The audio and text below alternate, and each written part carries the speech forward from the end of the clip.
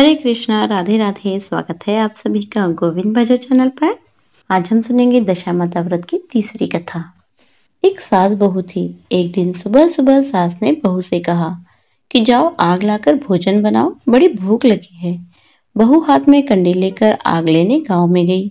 उस दिन गांव भर में दशामाता की पूजा थी, इसलिए किसी के यहाँ से भी उसे आग नहीं मिली। वह खाली हाथ लौट कर आई। साय होने पर वह पड़ोसन के पास जाकर बोली कि मेरी सास तो दशामाता का डोरा नहीं लेती, परंतु अब की बार मैं डोरा लेना चाहती हूँ। मुझे पूजन की विधि भी बता देना। दोबारा जब डोरा लेने का समय आया तो बहू ने सास को बिना बताए दशामाता का डोरा ले लिया।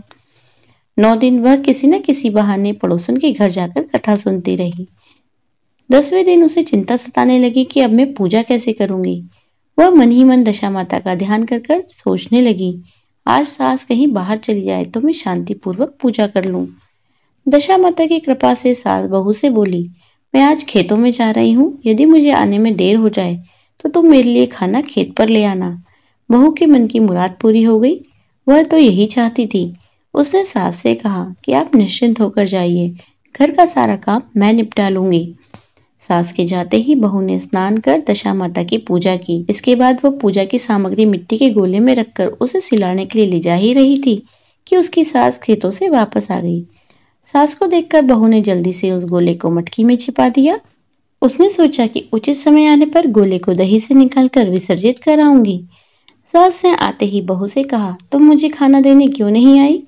अब तक क्या कर रही थी? बहू ने कहा, आज मैंने सर के बाल धोए थे, उनके सूखने में देर लग गई, इस कारण भोजन बनाने में देर हो गई।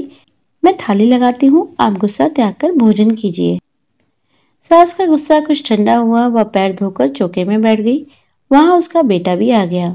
वह भी माता के साथ भोजन करने बैठ गया। सास भोजन करके उठना ही चाहती थी कि उसका बेटा बोला, मुझे तो दही चाहिए।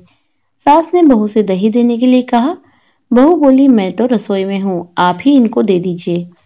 सास हाथ धोकर दही लेने गई, परंतु जैसे ही उसने छाछ की मटकी उठाई तो उसमें कुछ खड़खड़ाने की आवाज आई।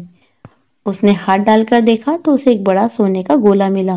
सास ने आश्चर्य से बहू से पूछा, इस छाछ की मटकी में यह सोने का गोला कहाँ से आया?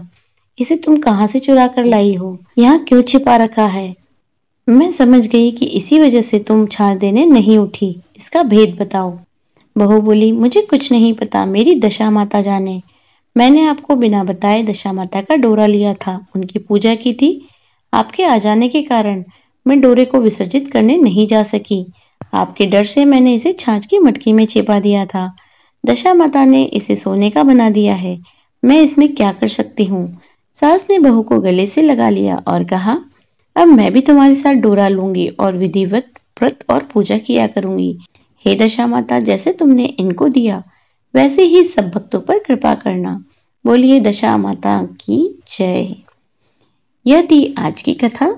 यदि आपको वीडियो अच्छी लगी हो तो लाइक कीजिए, ज्यादा से ज्यादा इसे शेयर कीजिए। यदि आप चैनल पर नए हैं तो चैनल को सब्सक्राइब कर लीजिए। बेल आइकन को प्रेस कर दीजिए जिससे आने वाली कथा की नोटिफिकेशन आपको तुरंत मिल जाए। मिलती हूँ आपसे अगले वीडियो में, तब तक बने रहिए गोविंद भजो चैनल पर। हरे कृष्णा, राधे राधे।